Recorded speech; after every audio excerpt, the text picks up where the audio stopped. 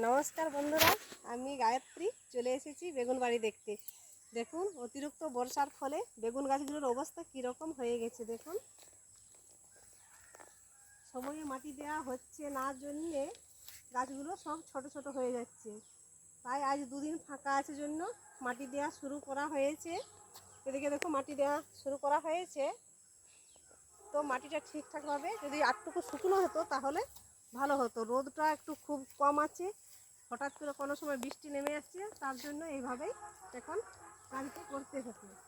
নাহলে ঘাস অনেক বাড়িতে হয়ে যাচ্ছে, গাছগুলোকে ঘাসে মেরে দিবে, নাহলে পোকায় নষ্ট করে দেবে। তার জন্য এইভাবে এখন গাছটা বাড়ানোর জন্য সার ওষুধ দিয়ে এটাকে বাড়াতে হবে। আর এই যে মাটি দেওয়া চলছে। দেখুন বেগুন গাছগুলোর অবস্থা কীরকম হয়ে যাচ্ছে। অতিরিক্ত বৃষ্টির ফলে কিছুই ঠিকঠাক হচ্ছে না। দেখো এইদিকে বেগুন বাড়িটা একটু দেখাও।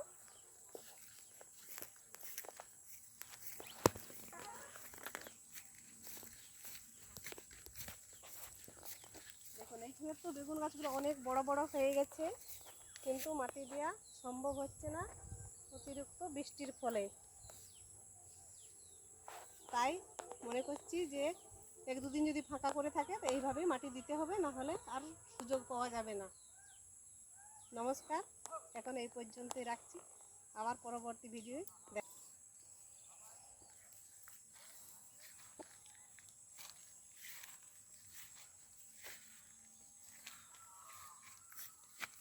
অতিরিক্ত বৃষ্টির ফলে সার ওষুধ দেওয়া হচ্ছে না জন্যে গাছগুলো পোকা বা পিঁপড়েই নষ্ট করে দিচ্ছে।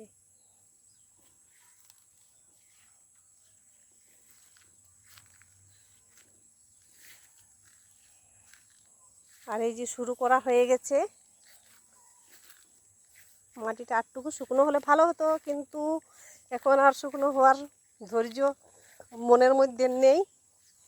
এরকমভাবেই গাছগুলো বাঁচানোর জন্য এইভাবে মাটি দিতে হবে, তাহলে গাছ উপরে উঠতে পারবে, না হলে একদম ঘাসে মেরে দেবে।